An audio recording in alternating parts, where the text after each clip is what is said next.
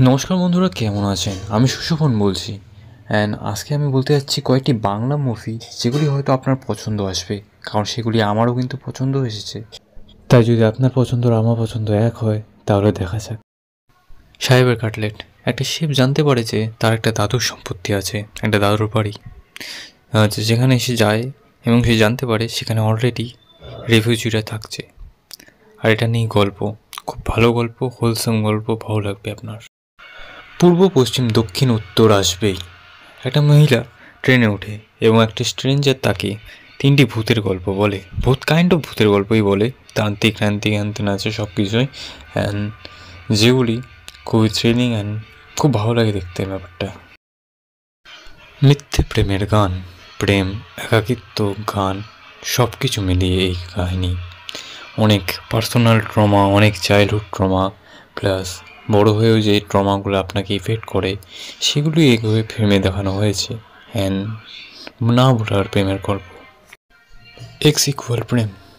একজন প্রেমিক তার স্মৃতিশক্তি ভুলে যায় একটা অ্যাক্সিডেন্টের পর, কিন্তু তার স্মৃতিকে ফেরানো যাবে একটা সায়েন্টিফিক মাধ্যমের দ্বারা।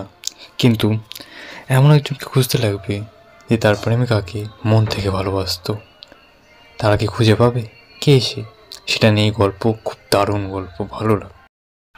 বর্ণ পরিচয়। একটা কিলার 5টা এলিমেন্ট দিয়ে মানুষ মারছে, কিন্তু কেন? আমাদের হিরো কি পারবে তাকে আটকাতে?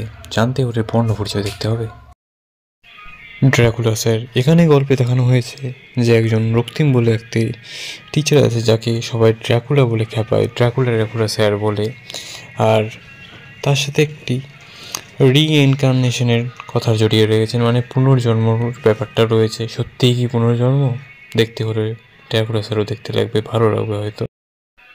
যদি এমন হতো, প্রথমেই বলে রাখি এই সিনেমাটা আমি দেখিনি এখনও, কারণ আমাদের আশেপাশের হলে এই সিনেমাটা লাগেনি, সো দেখিনি আমি এই মুভিটাকে বলতে যাচ্ছি আপনাদেরকে, কারণ এই কাস্টিংটা আমার খুব ভালো লেগেছে। কাস্টিং আমার রিভিউস তো মোটামুটি ভালোই আছে মুভিটার, অতি উত্তম। এই মুভিটা দেখা যায় যে অনিন্দ্য সেনগুপ্ত যে ক্যারেক্টারটা আছে, সে উত্তম কুমারকে নিয়ে একদম অবসেস, সে পড়াশোনা করছে উত্তম কুমারকে নিয়ে। সো তার লাভ লাইফকে ফিক্স করতে উত্তম কুমার আবার ফেরত আসে, অ্যান্ড মুভিটা খুব ভালো।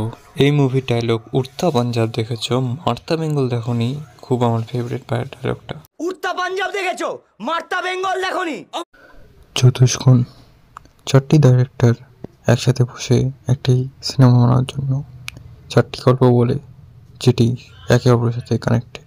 ভালো গল্প, ভালো লাগবে।